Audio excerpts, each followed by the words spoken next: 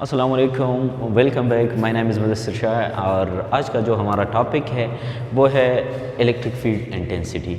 पिछले लेक्चर में मैंने कूलम लॉ के बारे में बात किया था कि हमारे पास जो फोर्स ऑफ अट्रैक्शन और repulsion between the two charges हैं वो उसका मैग्नीट्यूड किस तरह फाइंड किया जाता है। तो कूलम ने बहुत ज़बरदस्त बैक थ्रू पेश किया था उस टाइम।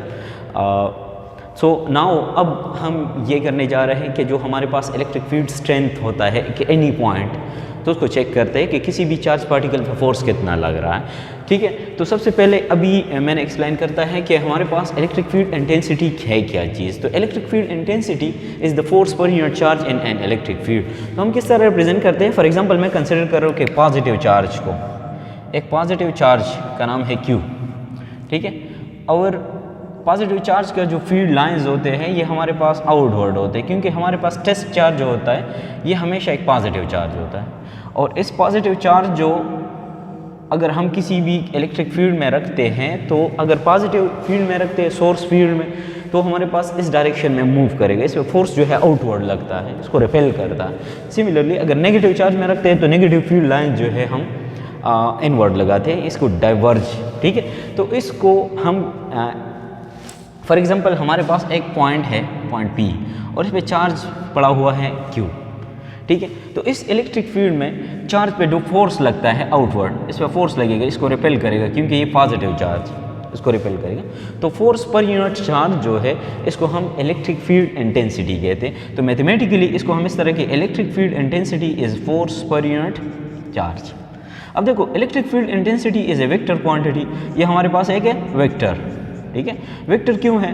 क्योंकि इसका डायरेक्शन होता है, और डायरेक्शन किसका डायरेक्शन में होता है? फोर्स का डायरेक्शन में। सो इसको हम इलेक्ट्रिक फील्ड इंटेंसिटी कहते हैं। अब देखो, इलेक्ट्रिक फील्ड इंटेंसिटी जो है ये बेसिकली इसका जो यूनिट है इसको हम मेजर करते हैं न्यूटन पर कूलम, न्यूटन पर कूलम। ठीक है, कि हमारे पास कितना न्यूटन फोर्स लगता है यूनिट चार्ज पे in the inside the electric field, तो इसको हम इलेक्ट्रिक फील्ड इंटेंसिटी कहते हैं। अब देखो, इस चार्ज का नाम होता है टेस्ट चार्ज, और टेस्ट चार्ज ये हमारे पास ऑलवेज पॉजिटिव होता है, ऑलवेज पॉजिटिव। ऑलवेज पॉजिटिव क्यों होता है? ठीक है, क्योंकि ये कन्वेंशनली लेते हैं कि ऑलवेज पॉजिटिव चार्ज लेते हैं, पॉजिटिव चार्ज लेते हैं, पॉजिटिव चार्ज हमारे पास पॉजिटिव चार्ज रिपेल करता है और नेगेटिव चार्ज इसको अट्रैक्ट करता है। अगर मैं नेगेटिव चार्ज के फील्ड लाइंस ड्रा करता हूँ तो इस तरह होते हैं,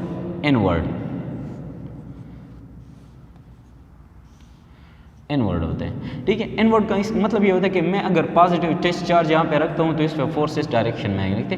तो इसको हम, ये जो लाइंस है इसको electric field line of force कहते हैं। लाइन ऑफ फोर्स मतलब ये है कि फोर्स इस डायरेक्शन में ही एक्ट करता है।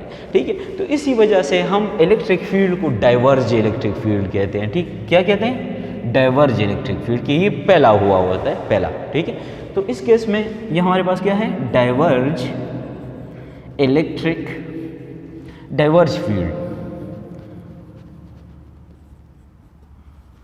ठीक है, ये डाइवर्ज फील्ड होता है।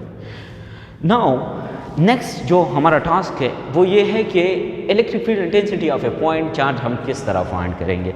ठीक है, तो सबसे पहले मैं पॉइंट चार्ज को डिफाइन करता हूँ कि पॉइंट चार्ज होता क्या है। तो पॉइंट चार्ज जो है, पॉइंट चार्ज ये हमारे पास ऐसा चार्ज होता है जो कि एक सिंगल पॉइंट पे लोकलाइज्ड होता है। A charge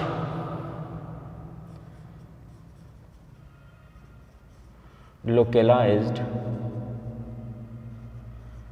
is a single point.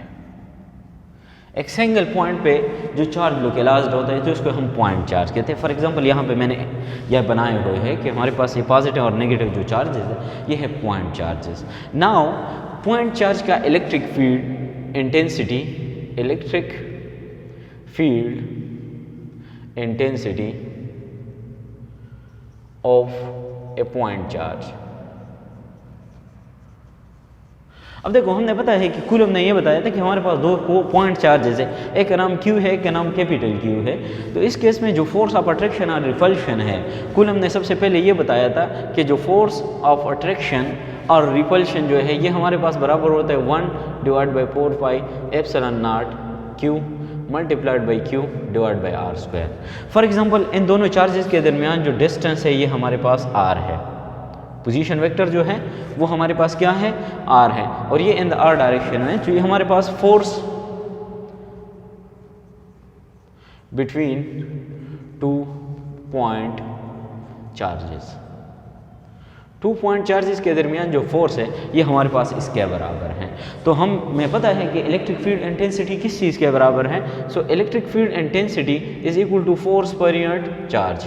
अब यहाँ पे मैं फॉर एग्जांपल इसका मैग्नीट्यूड फॉर्म ले रहा हूँ, तो वेक्टर फॉर्म को इग्नोर करते फॉर द टाइम बिंग, क्योंकि दोनों का डायरेक्शन सेम है, दोनों का डायरेक्शन सेम है तो कोई मसला नहीं होता, ठीक है। सो इलेक्ट्रिक फील्ड इंटेंसिटी जो होता है फोर्स पर यूनिट चार्ज, इसको मैं इक्वेशन नंबर 1 कहता हूँ, इसको इक्वेशन नंबर 2 कहता हूँ। So putting equation 1 and 2, equation 1 को 2 में पुट करते हैं, so E is equal to 1/4πε0 Q divide by R square divide by Q के साथ कैंसिल होता है, तो electric field intensity of a point charge जो होता है ये 4πε0 R स्क्वायर के बराबर है।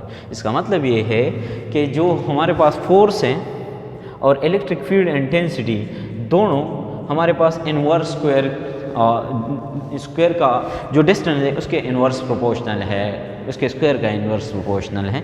तो इसका मतलब ये है कि इसका ग्राफ किस तरह आएगा, तो ग्राफ इस तरह आता है कि for example let me draw the graph just here, okay. For example ये हमारे पास डिस्टेंस है, ये हमारे पास इलेक्ट्रिक फील्ड इंटेंसिटी है या फोर्स।